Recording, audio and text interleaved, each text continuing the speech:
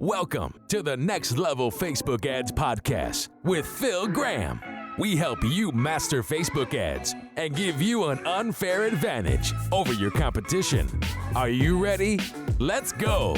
What's up, podcast family? Welcome to the Next Level Facebook Ads Podcast, episode 391. I'm Phil Graham, and today I want to share 5 crucial metrics for better Facebook and Instagram ads. And we're going to talk about not only what these crucial metrics are, but I'm also going to give you guys some tips so you can try and improve them and make your ads better. So if you guys are in the US, it is election day. It's a big day. Happy election day. And I just wanted to give a word of advice. No matter who gets elected, no matter what, you have the ability to succeed in your business. So whether your candidate gets elected or doesn't, please don't let that derail you from what you're doing, because you can succeed regardless of who is in the White House. So that being said, I hope you guys are having a great week. I'm so glad to be here with you guys.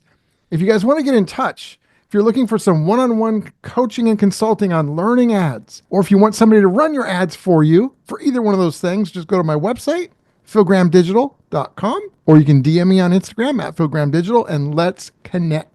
So let's jump right in and talk about these 5 crucial metrics for your ads. Number 1, and by the way, these are not the only important metrics. There's other ones we look at, but these are 5 really important ones. So number 1 is cost per click. And when I say per click, I mean per link click. So the reason why that matters, this one's obvious, but it's how much you're paying to get clicks on your ad, going to your website, or to message you, etc. So obviously that's a big deal. That is really important.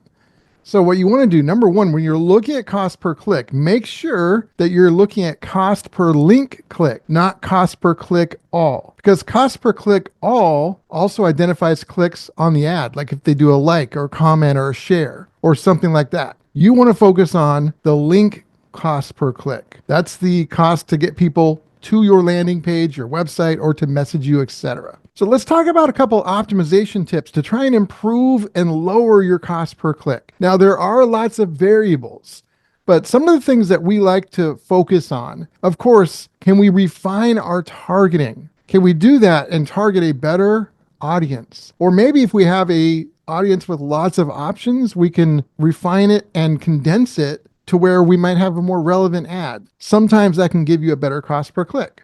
Another thing, of course, is playing with your creatives. Obviously, changing those and trying to get better results, that's a no-brainer. But I think another thing that people don't always really focus on, that we definitely do, and I've seen it make a big difference in certain situations, is trying to create ads that are more relevant.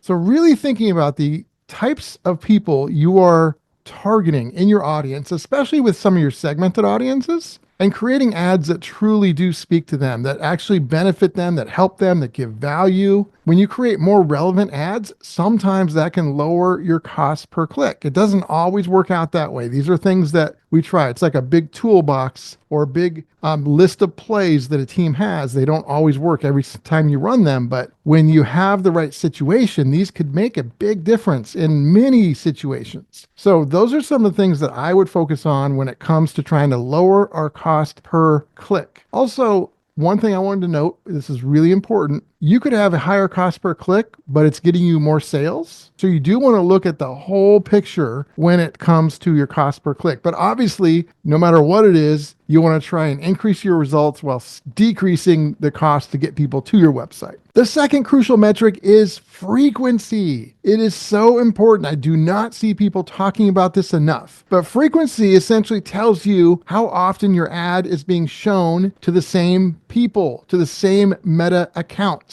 And this is not just like a campaign level. This is all the way down to the individual ads that you run. So if you've ever run an ad, or maybe you've been on the other side of that, where you've seen an ad 30, 40, 50 times in your feed, and every single time it's the exact same ad, word for word, same creative, same everything, that's something you got to watch out for. Now, I will say that we look at all of the data. So we could have an ad in fatigue where it's got a high frequency, but if it's still working, if it's still doing what we want it to do, we're probably going to let it keep running. So we do look at the whole picture. But in general, not looking at your exact situation, what I would say is You want to watch your frequency so that you are not bombarding people with the same thing over and over and over again. And again, unless it's working, obviously. So you got to be careful there. But in terms of optimizing frequency, number one, just knowing it and keeping an eye on it is really important. But what we do, let's say you've got a high frequency and you've got an ad where people have seen it 6, 7, 8 times. What we do is one of two things. We either turn it off and change the creative and or ad copy and then run it to the same audience. So now we're showing them a different creative, or maybe it's a creative that's worked really well. It's an ad that's crushed it. So we stop sending it to that specific audience and we'll send it to a different audience. And we could even do both. But if you've got a high frequency and it's not working, it's not giving you what you want, then my best recommendation is to change the ad. Especially if you really have the audience dialed in, it's a great audience. Change the ad copy, change the creative, change the video or the image, and then that frequency will reset because it'll be a new ad. When you do change it, make sure you don't just edit the current ad or else it's going to mess all the numbers up. You would duplicate it and then change it and then turn off the original. That's really important. Crucial metric number 3, and by the way, I can't remember if I said this, but these are in no particular order. They're all equally important. But crucial metric number 3 is link click-through rate. This is similar to cost per click, but instead of a cost, it's a percentage. So it'll show you the percentage of people who saw your ad who then clicked on it to go where you wanted them to go, to your website or to your landing page, things like that. So it really can help you know how effective your ad is, how engaging it is, and it's really important. Now, similar to the cost per click, I got to give a little word of warning.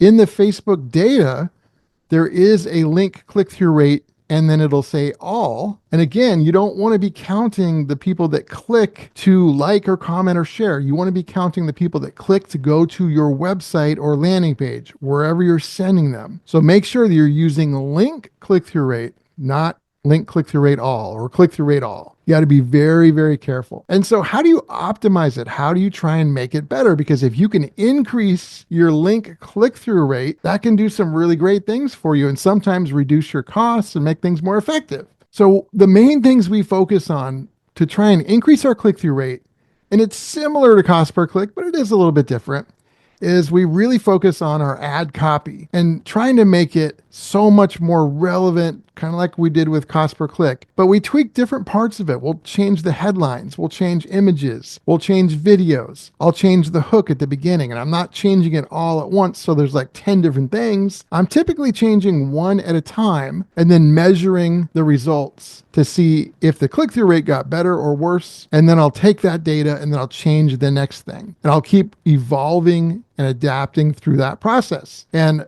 many times by doing this, we can get a better link click-through rate, a lower cost, and have more effective ads. Now, it's not like an easy button. It doesn't always do that. Obviously, there's exceptions and variables, but link click-through rate, those are some of the great ways to try and improve them. There's other ways too. I've done episodes on that in the past, and I'll do more in the future, but those are some ideas on how to try and optimize those and make those better. Number 4, crucial metric. Well, this one's so obvious. I mean, I don't even need to say it, but I'll say it anyway. It's ROAS, return on ad spend. Now, this is the no-brainer. It's telling you how much revenue you've generated from every dollar you spend on your ads. Obviously, that's a no-brainer. I mean, of course. But a lot of people, though, I will say, big mistake people make is that they only look at this one and they really disregard everything else. Well, all the other ones affect this one. So you got to remember that. That's like super important. In terms of trying to improve the return on ad spend and lower the cost to acquire a customer, which can help you increase your ROAS, there's a lot of things you can do. I mean, this is hard to just condense into just a couple tips. I could do episodes or a whole series on this, and maybe I will in the future. But in general, I want to give you guys a couple actionable things that you can think about now as it relates to this. So what I like to focus on, one thing I do is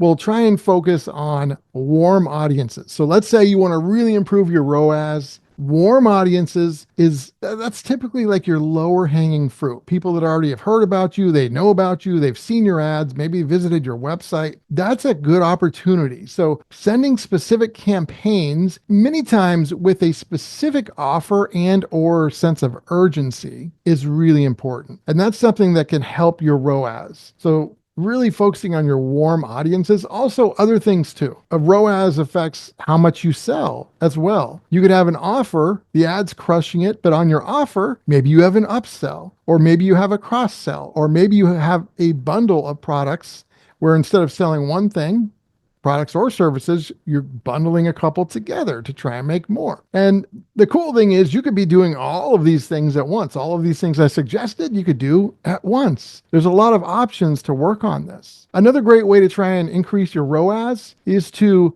test some segmented audiences to segmented ad copy to segmented landing pages with a specific offer that is really time gated, sense of urgency. It's not going to just go on forever. That can be really powerful. And I'm going to do a specific episode on this in the future because I think it's really important. People really don't talk about this, and the things I've seen on it were not very good or accurate. So this is something that you could really focus on. And you could also go back and listen to some of my previous episodes where I've talked about segmentation. It can make a big difference. And last but not least, number 5, we've got conversion rate. Now, there's a lot of other important metrics, cost per lead. There's so many things, but I wanted to just kind of have 5 in this episode because if I talk about everything, this literally could be a 3-hour episode. So really, obviously, what this means is how many people take the desired action you want them to take. And this is after the ad. So this is on your landing page or sales page. And so that means either a purchase or they're signing up for something, they're becoming a lead, they're doing something after they click your ad. And so you really need to understand the conversion rate. And there's different, benchmarks. We have benchmarks by industry for conversion rate. Whether you're e-commerce, a service business, or